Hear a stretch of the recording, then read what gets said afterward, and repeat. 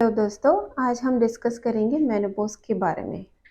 Menopause world में 18 अक्टूबर को celebrate किया जाता है। मेनोपॉज क्या है? मेनोपॉज जब फीमेल्स का परमानेंट पीरियड्स बंद हो जाता है उसको हम मेनोपॉज कहते हैं। ये एक ड्यूरेशन नहीं है पर्टिकुलर। जब वुमेन्स का पीरियड बंद हो जाता है उसका 1 साल गैप होता है, 1 साल तक बंद रहता है, तब जाके उसको हम बोलते हैं कि इनको मेनोपॉज आया है। जब तक फाइनल 1 ईयर तक उनका मेनोपॉज इरेगुलर रहता है तो उसको नहीं बोलते हैं पीरियड्स। पर जब वो 1 साल तक नहीं आता है उसी को हम मेनोपॉज डिफाइन करते हैं। डिपेंड्स ऑन पेशेंट के काफ़ी फैक्टर्स होते हैं कि उसका मेनोपॉज कब आएगा।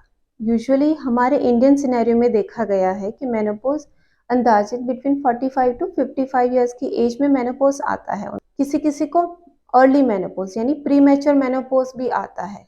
जिन्होंने कभी कीमोथेरापी लिया है, रेडिएशन लिया है, या किसी को ओवेरियन काफ़ी इन्फेक्शन था, या किसी ने हिस्टेक्टॉमी करवाया है। हिस्टेक्टॉमी यानी गर्भाशय का रिमूव करवाना। उन केसेस में यूजुअली 3 से 4 साल में ओवरी का फंक्शन बंद हो जाता है और उसको हम मेनोपॉज बोल सकते हैं। मेनोपॉज ये एक कोई टैबू नहीं है, ठीक है। ये नेचुरल मैकेनिज्म है, ये नेचुरली सब फीमेल्स को होता है। क्यों होता है आखिर मेनोपॉज? जब ओवरी का एक फंक्शनल उसका फॉलिकुलर फंक्शनल एक्टिविटी बंद होता है तब मेनोपॉज आता है। तो इससे कोई डरने वाली बात नहीं है। मेनोपॉज में काफ़ी फीमेल्स को अलग अलग सिम्टम्स हो सकते हैं। किसी फीमेल्स को मूड इरिटेबिलिटी होता है। मोस्ट कॉमन सिम्टम्स है हॉट फ्लैशेस, जिसमें सडन उनको स्वेटिंग पर्सपिरेशन होता है पूरी बॉडी में। नींद कम हो सकती है।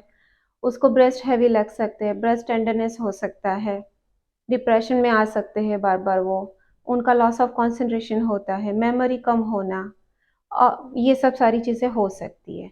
मेनोपॉज के बाद वुमेन को एक हाई रिस्क होता है कार्डियोवास्कुलर डिजीज में।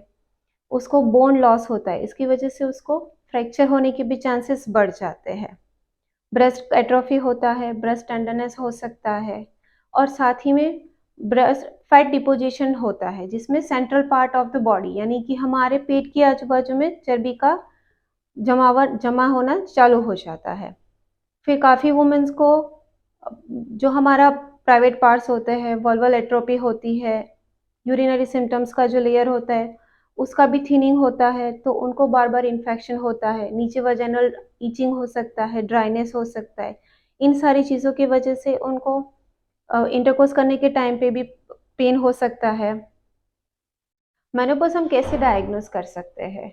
इसका कोई पर्टिकुलर कोई ब्लड टेस्ट या ऐसा कुछ नहीं होता है, अल्ट्रासाउंड या कोई इन्वेसिव टेस्ट। ये एक ड्यूरेशन होता है कि जब वुमेन्स का पीरियड्स होने का 1 ईयर गैप हो जाता है उसको हम मेनोपॉज बोलते हैं। अगर किसी फीमेल्स को जैसे प्री मैच्योर मेनोपॉज होता है, जैसे बिलो 40 ईयर्स के होता है, तो उसको कंफर्म करने के लिए थोड़े टेस्ट होते हैं, जैसे एफएसएच लेवल ब्लड में हम चेक कर सकते हैं। बट उसके लिए आपको अगेन आपके डॉक्टर्स को कंसल्ट करना पड़ेगा। अभी मेनोपॉज में ट्रीटमेंट क्या ले सकते हैं, डिपेंड्स ऑन द पेशेंट के सिम्टम्स। किसी को अगर हॉट फ्लैशेस है, मूड स्विंग है, तो उन केसों में उनको थोड़ा लाइफस्टाइल चेंजेस करना है, कि जैसे avoid T, spicy food, exercise करना है उनको, थोड़ा योगा मेडिटेशन करना है, और साथ ही में ज़रूर पड़े तो हम उनको मेडिसिन भी ऐड कर सकते हैं। एक सोया प्रोटीन भी आप ऐड कर सकते हो, वो भी काफ़ी हेल्पफुल रहता है पोस्ट मेनोपॉजल वुमेन में।